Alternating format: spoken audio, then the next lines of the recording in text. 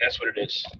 It's the Powerfullest Uncle Dust Radio, broadcasting live from the middle of Nowheresville. And a lot of people have been asking, like, Dust, you know, I know you were big with Will Smith's family, you know, and they invited me on. I don't know if you heard this. My co-host today is my cab driver. I've been calling him Mr. Packy. He seems to be all right with it. He's from Pakistan, you know, but now living in America, which is very important. Very important that I only deal with people who are from America. In my 40s. As I get in my 40s, I really don't want to deal with gibberish of communication situations. You understand what I'm saying, Mr. Packy? Communicate pretty well between, like, he puts on a song from his home country. You know, he might put on, like, it's something that he used to. Did he know? So did he know when you put on the jamba? Oh, did he know? Did he know? Did he know when you put on the jamba? So he'll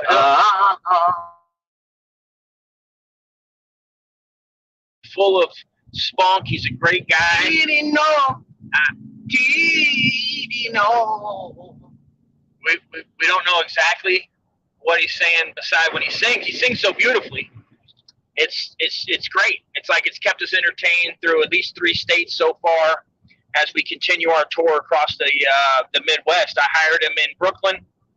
I just ran out there. I grabbed the first yellow cab I could find, and a lot of people go, hey, you know, why don't you use Lyft, Uber, and the such? You know, you got the money. You can deal with helicopters.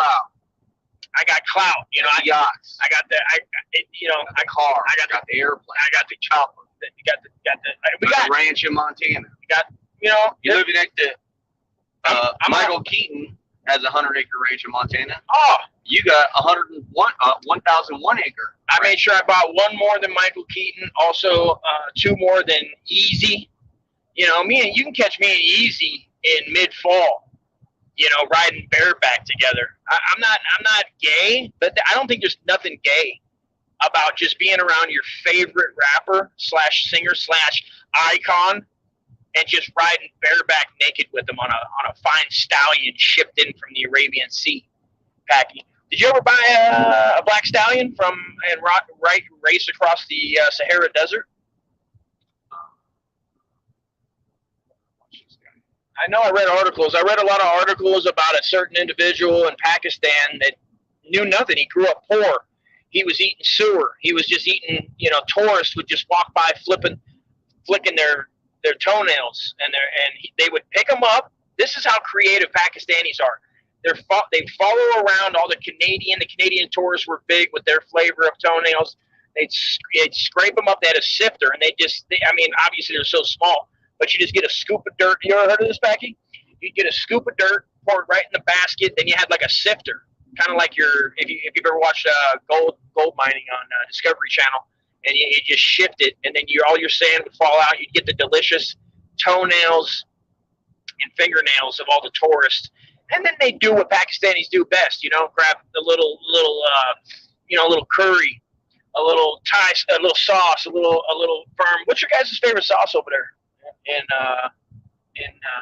Majunga, which translates to better than any of you fucking gringo honky sons of bitches, and I agree. You know, I'd have put mayo on there then, just a bunch of mutty.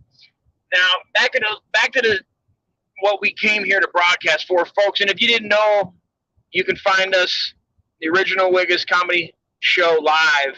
It's a long name. I mean, I've been telling the people have voted they on the last couple shows, and basically it's just going to be the original Whiggaz, I believe, live. So it's on YouTube. Stop by, say what's up, subscribe, tell us what your favorite toenail flavor is when you too are in Pakistan. And I'm not here to just berate Pakistan. I mean, there's I don't know how many countries in the world, Packy, but they're all shit. I mean, America is the greatest country to live, and I'll tell you why here shortly. Will Smith, his wife, you know, came out on the red table. I was invited, of course. Tim Dillon canceled.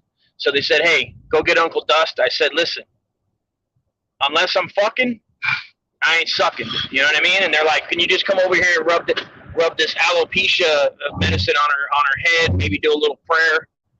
I said, I'll say the prayer. I ain't touching that. It's fucking scary.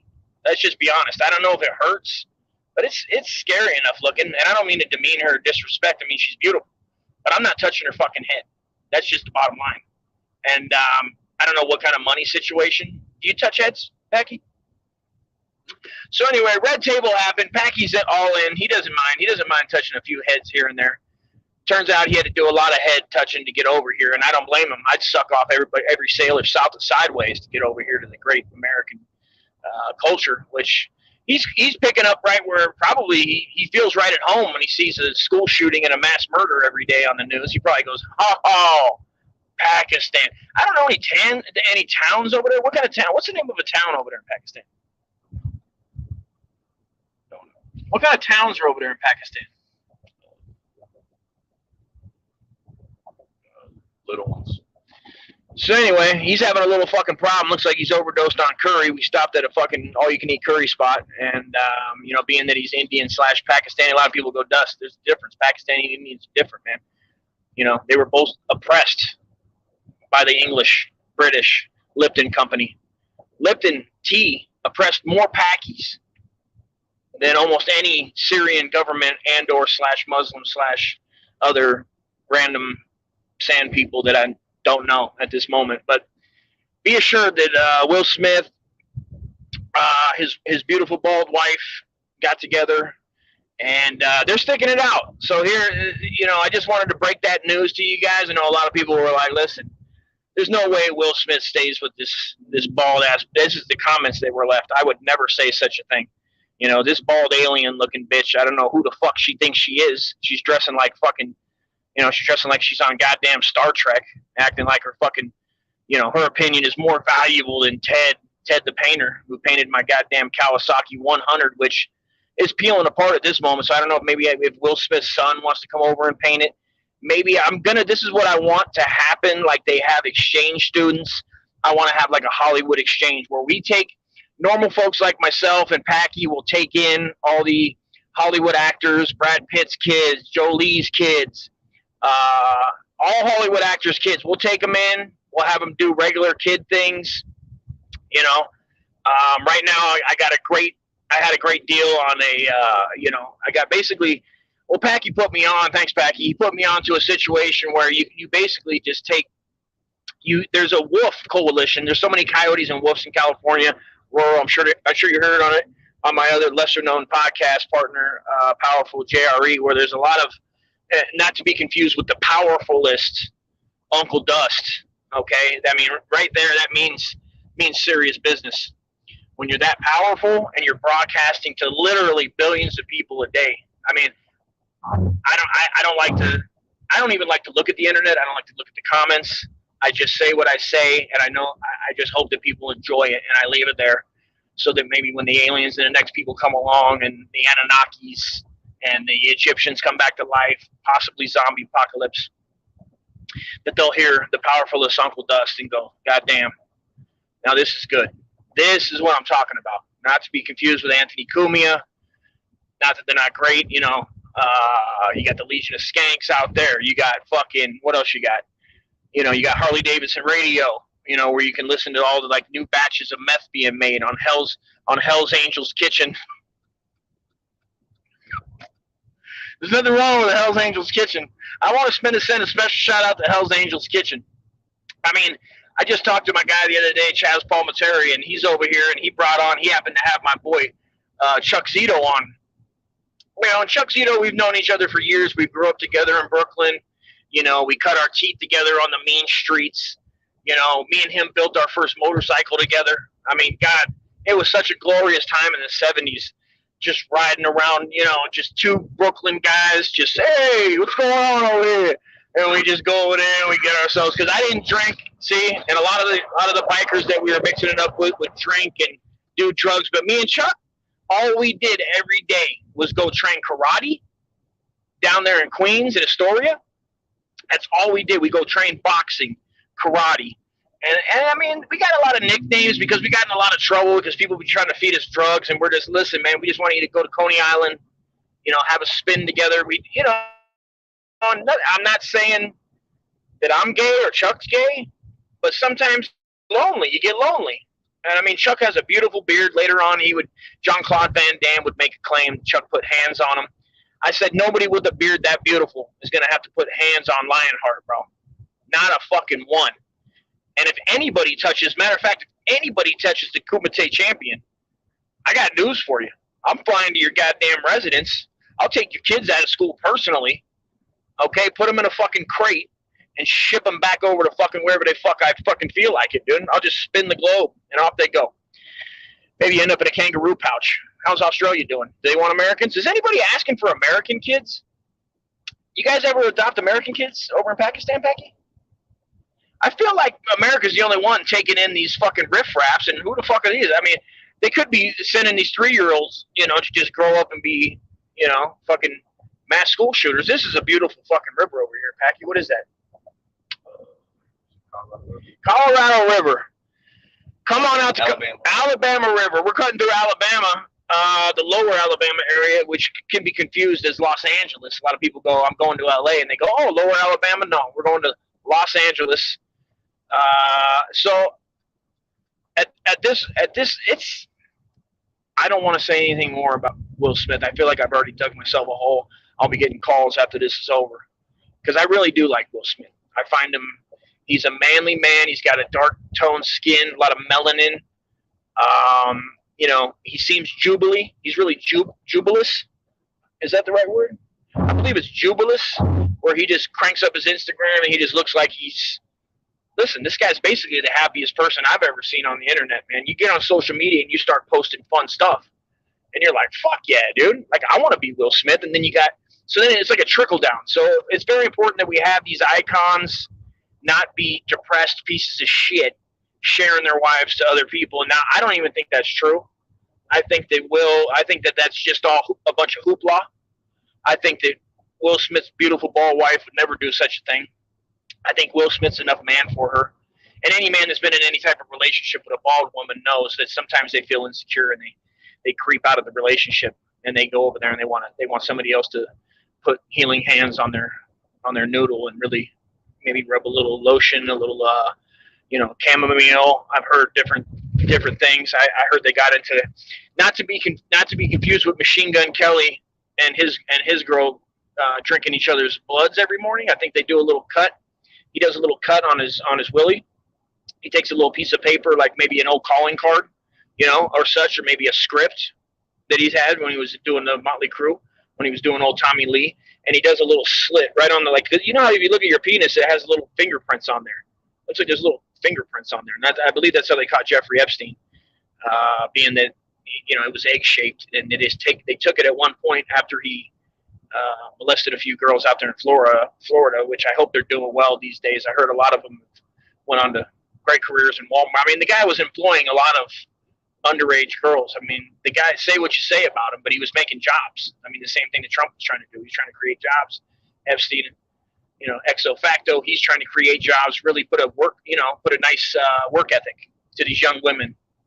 They probably would have been, you know, what else are they going to do over there? Collect welfare and get food stamps. So it's kind of like by him putting them to work, showing them a skill, teaching them a massage skill, and you know, maybe he went a little too young. I'm not going to defend the guy. You know what I mean? The guy's over here taking advantage of young women, and we don't play that shit. I don't like looking at TikTok. I don't like sexy hot kids doing dances.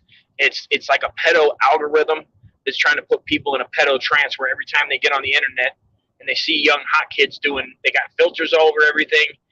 It's just, how are you not? Pretty soon we're going to have a nation of pedos just on accident. They're just going to be like fucking robots taking advantage of young children. So just let's get a hashtag going. Stop the pedo algorithm on TikTok. You know, you can abbreviate it if you want. I don't know what that be. Stop. It's STP. Stop the pedo. STPATT. You can go with that, or just, you know, full blown. He's just go, you know, Elon Musk is. I don't know how Elon Musk came into this, But it seems like Elon Musk, you know, he bought Twitter.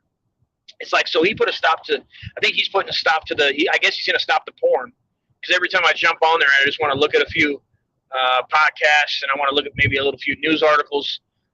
And then I got to deal with, you know, the adult film industry wanting to trick me. They're trying to trick me. And they put, like, check out my podcast, and it's just a giant butthole just being spread apart. And it's like, come on, Pac, you guys watch porn over in Pakistan? What kind of porn you watch over there? Do they show like a camel fucking chick? So there's bestiality is legal there. Don't know. It's legal. It might be frowned upon. You just call it porn. You don't call it bestiality over. You call it love. You call it good.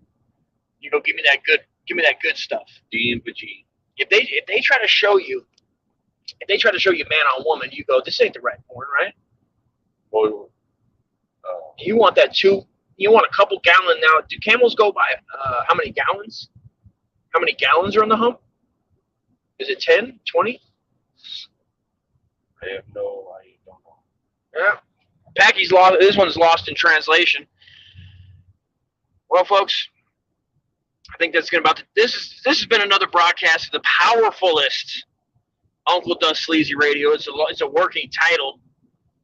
I want to let you guys know we'll be in Lower Alabama in approximately 3 hours. Mobile.